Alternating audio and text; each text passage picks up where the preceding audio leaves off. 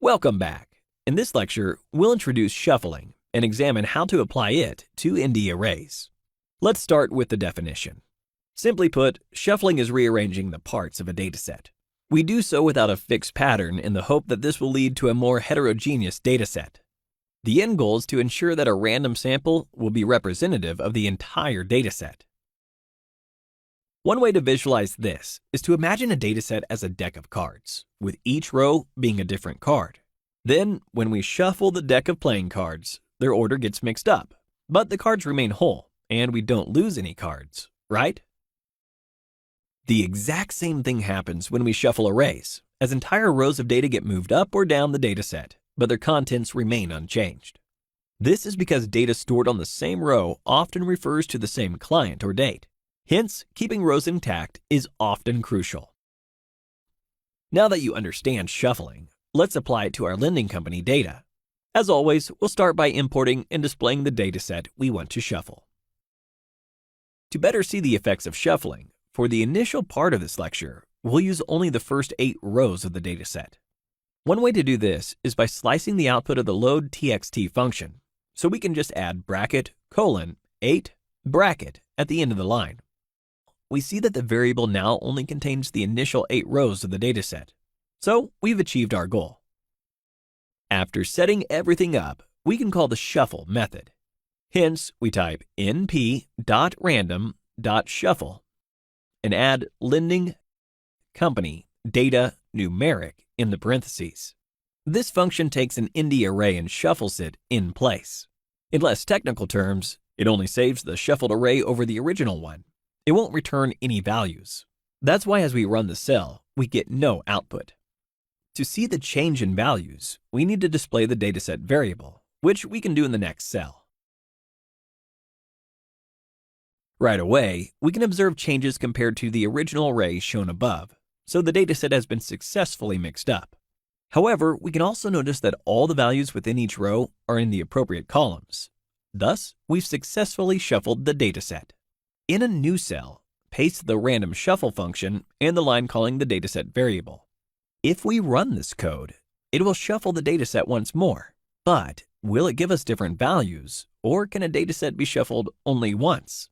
We can run the cell once, twice, or as many times as we see fit, and every time we'll get a different outcome. This is because with each additional shuffle, the input dataset is the shuffled dataset from the previous time we executed the function. Hence, if you're coding along, the output you see on your screen will probably differ from the output in the video.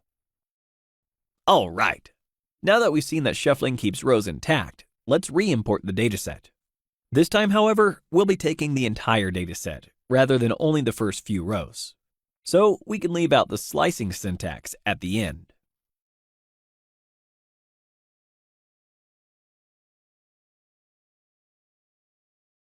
Superb!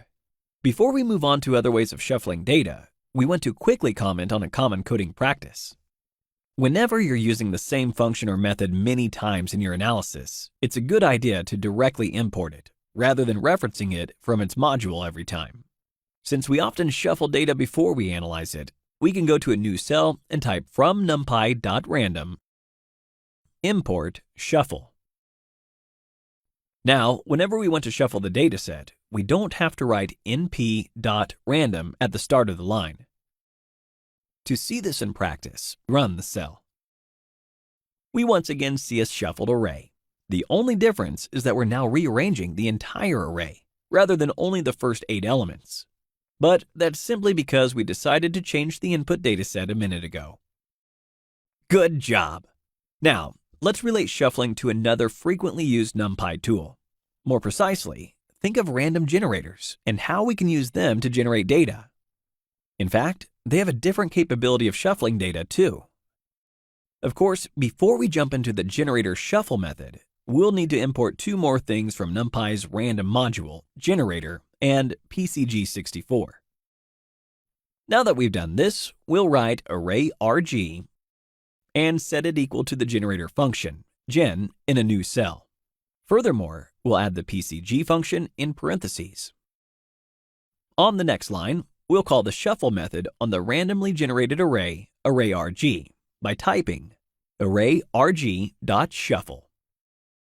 Lastly, we'll add the name of our dataset within the parentheses. As always, we'll end the cell by displaying the dataset, so we can check our work. The output looks different from the one we had 2 cells ago, so the shuffle method works as we intended. Great! It's important to understand the code we're using, so we want to note that even though they share the same name, the function we examined at the start of the video is different from the method we just called. This is because the former is part of the NumPy random module and requires no prior setup, while the latter works exclusively with generator variables like array_rg. In other words, as any other method, .shuffle requires an object to be applied to, and this object is a generator variable like array_rg. Superb! To conclude, we'll go over an oddity of the shuffling method. Do you remember how using seeds would fix the random generators and allow us to replicate the same randomization? Well, when we shuffle, this doesn't hold true. To elaborate, even if we fix a seed to the PCG, say 365, the output won't be consistent every time we run the cell. This is intended because we always want the shuffled array to be as unpredictable as possible. Hence, a shuffle prevails over the use of seeds. And we can't replicate the same shuffle twice, even with the help of seeds. Wow! Wasn't that interesting? Now that we've learned how to mix up and rearrange our data, we can move on to another important part of preprocessing, assigning types. In the next lecture, we'll go over casting and how to use the assign type function to switch the data type of an ND array. Thanks for watching.